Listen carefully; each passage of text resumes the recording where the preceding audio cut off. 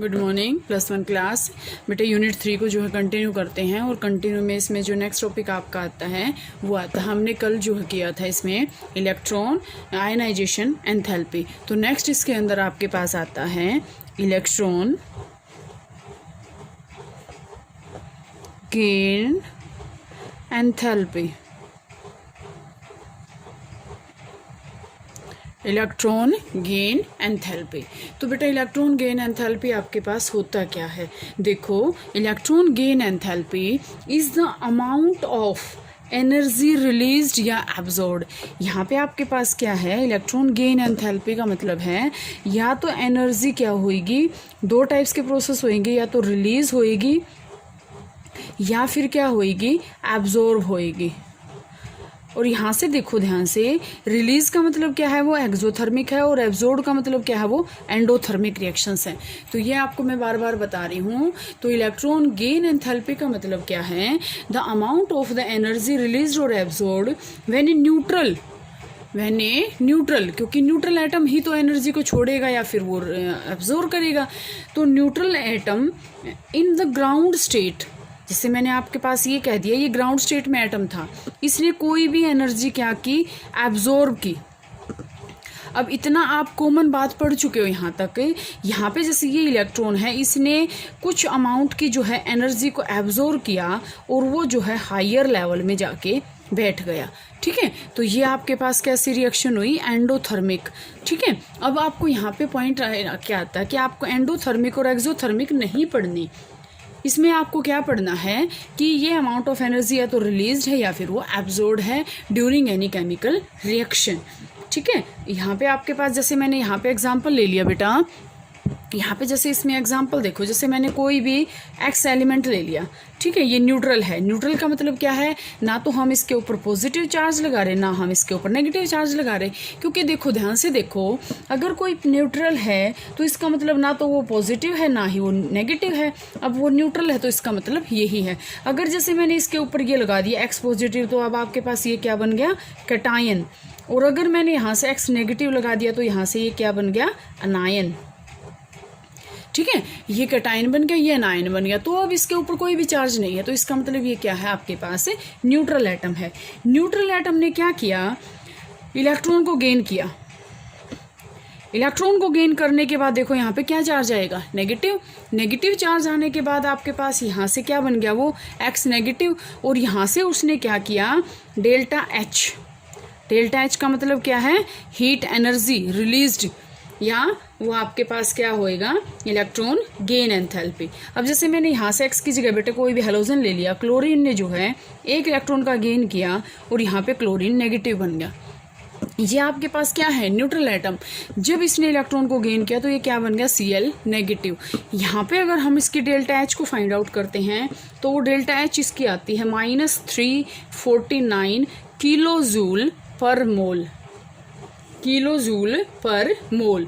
ठीक है, तो यहाँ से आपके पास क्या है बेटा, एलिमेंट के ऊपर डिपेंड है कि वो रिएक्शन आपके पास क्या होएगी, एक्सोथर्मिक होएगी या फिर एंडोथर्मिक रिएक्शंस जो है यहाँ पे टेक प्लेस होएंगे। ठीक है, एंडोथर्मिक या फिर एक्सोथर्मिक रिएक्शंस हैं, वो है टाइप्स ऑफ एलिमेंट जो हमने एलिमेंट लिया है। ठीक है, अब यहाँ से जैसे आपके पास में अगर और एग्जांपल हूँ तो इलेक्ट्रॉन गेन एंथैल्पी आपके पास क्या है, आयनाइजेशन एंथैल्पी की उल्टी नहीं होती। कई बार ये जो है ये कन्फ्यूजन होता है कि जो आपके पास आयोनाइजेशन एंथैल्पी है, आयोनाइजेशन एंथैल्पी ये जो है, इसकी इलेक्ट्रॉन गेन एंथैल्पी जो है अपोजिट नहीं होती। दोनों जो है अलग अलग टर्म्स हैं। ठीक है, अब जैसे मैं आपके पास यहाँ से बेटा ये कहूँ, ऑक्सीजन है, मैंने यहाँ पे एग्जांपल ले लिया ऑक्सीजन का। ऑक्सीजन है, न्यूट्रल एटम लिया, उसने इलेक्ट्रॉन को गेन करने के बाद यहाँ पे वो क्या बन गया, O नेगेटिव। ठीक है, अगर मैं इसकी एनर्जी देखूँ तो यहाँ से जो डेल्टा एच आ रहा है, यहाँ से ये आ रहा है -141 किलोजूल पर मोल।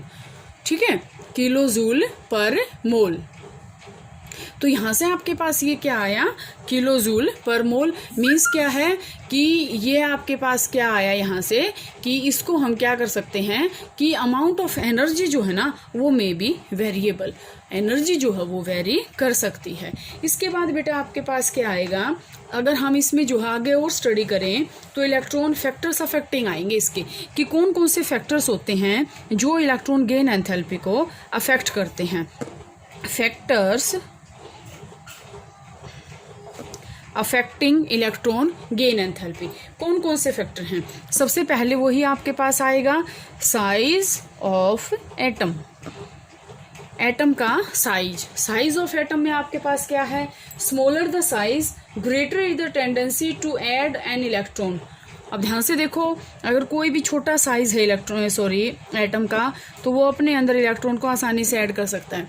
लेकिन अगर उसके अंदर उसका साइज ही इतना बड़ा है, ऑलरेडी जो शेल्स हैं वो उसके अंदर कंप्लीट इलेक्ट्रॉन भरे हुए हैं, तो इलेक्ट्रॉन को ऐड कहाँ पर करेगा?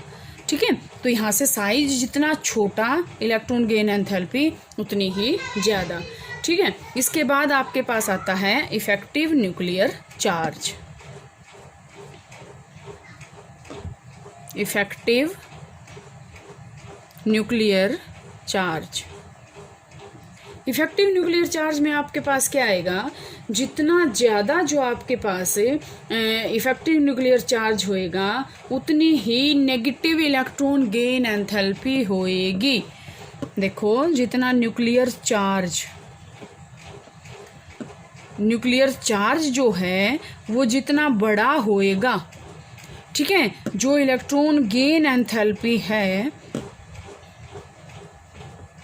वो उतनी ही मोर नेगेटिव होती जाएगी, उतनी ही मोर नेगेटिव होती जाएगी। देखो क्यों? क्योंकि जितना ज़्यादा न्यूक्लियर चार्ज है उसका जो इलेक्ट्रॉन्स हैं वो कहाँ जाएंगे, न्यूक्लियस की तरफ ज़्यादा अट्रैक्शन होगा उनका।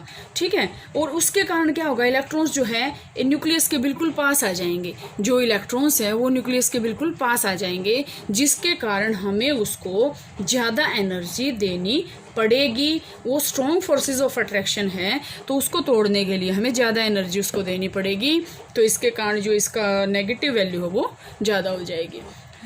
इसके बाद आपके पास है इलेक्ट्रॉनिक कॉन्फ़िगरेशन, भी इसमें एक जो है फैक्टर होता है कि टाइप्स ऑफ इलेक्ट्रॉनिक कॉन्फ़िगरेशन।